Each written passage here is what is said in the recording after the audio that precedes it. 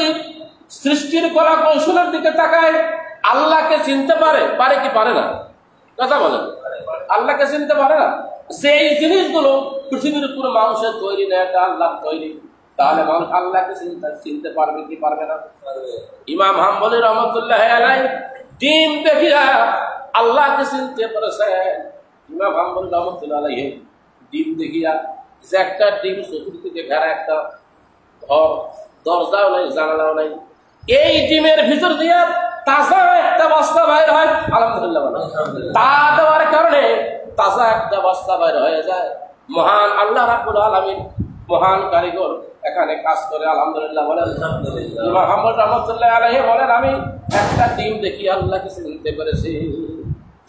ইমাম মালিক রহমতুল্লাহ আলাইহি বলেছেন, একটা তুত গাছের পোকা দেখিয়ে আমি আল্লাহকে চিনতে পেরেছি। আলহামদুলিল্লাহ বলেন। কি গাছের পোকা?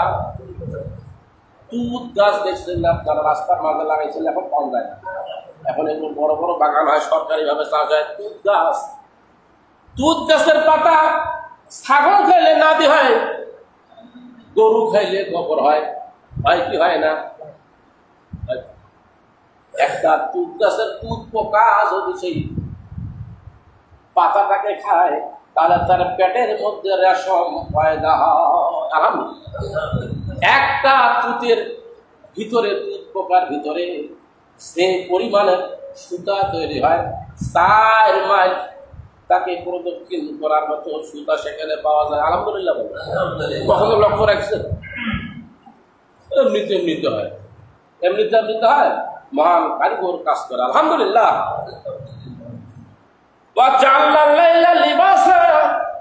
শুধু তাই নয় বান্দা, আমি তো তোমাদের জন্য রাত সৃষ্টি করে দিয়েছি আবরণ স্বরূপ। লিবাস শব্দ হলো পোশাক, লিবাস শব্দ, এই পোশাক পরলে বাইরে থেকে ভিতরে দেখা যায়। যখন রাত হয়, গাছ থাক যখন হয়, গভীর রজনী যখন হয়, একজন দূর থেকে কি মানুষকে দেখা যাবে? আমদারে কিছু দেখা যায়, আমদার মধ্যে বকাল লাগে না তোমার জোয়া যা। এরপরে বলা হচ্ছে রাতকে আমি আল্লাহ রাব্বুল আলামিন তোমাদের জন্য পোশাক স্বরূপ করে দিয়েছি, আবরণ স্বরূপ করে দিয়েছি। আর তোমাদের জন্য আমি দিনকে করে দিয়েছি রুজি রোজগারের জন্য, জীবিকা নির্বাহের একটা সময় করার জন্য। তোমরা জীবিকা আহরণ করবে, এই জন্য আমি তোমাদেরকে দিন করে দিয়েছি, তোমরা কাজ করবে। আল্লাহর সৃষ্টির কলা কৌশলতা জানার পরও বান্দা কখনো শুকরিয়া গায় না। আল্লাহ আরেকটা কথা বললাম, সময় আসতে একটু বেশি লাগতে পারে। পঞ্চগড়ে আপনারা ওই পাথর সৃষ্টির যে জায়গা হয়, পাথর যেখানে তৈরি হয়, এই জায়গায় আপনারা কয়জন গেছেন? মোটামুটি কয়জন গেছেন? যাবেন তো না, চাইতে তো হবে। কাঞ্চনজিউ, হ্যাঁ, আমার জীবদ্দশা আমি কাঞ্চনজিউ যাইনি।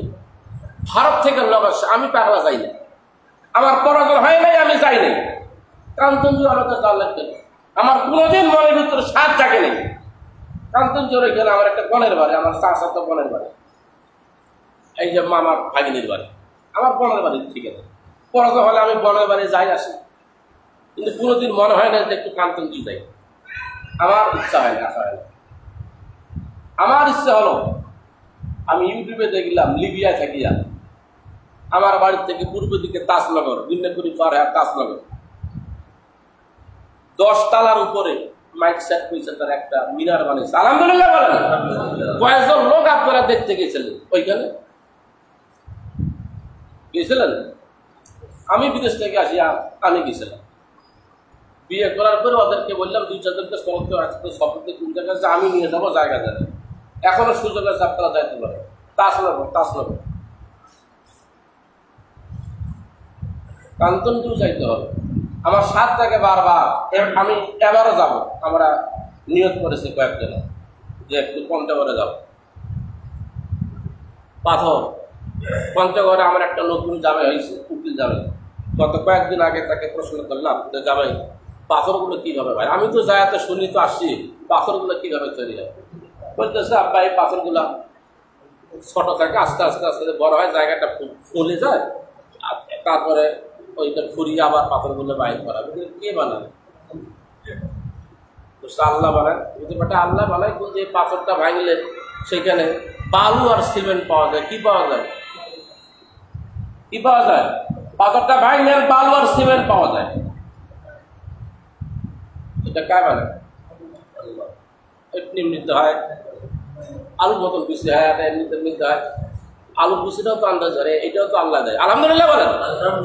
বলতেছে চায়ের বাগানের অবস্থা খারাপ হবে, চায়ের চাইতে পাথরের দাম বেশি হওয়ার কারণে মানুষ আস্তে আস্তে চায়ের বাগানের ভিতরে বেশি বেশি করে পাথর ভিতরে ঢুকে গেছে। মা পাথরগুলোকে সাইড করে নিয়ে যায়, জায়গা করে দেয়। 2-4 বছরে আর চায়ের বাগান সেইখানে থাকবে না। পাথরের লাভ বেশি, পাথর তৈরি হয়। কে বানায় পাথর? কথা কয় না, কে বানায়? আল্লাহ সুবহানাহু ওয়া তাআলা।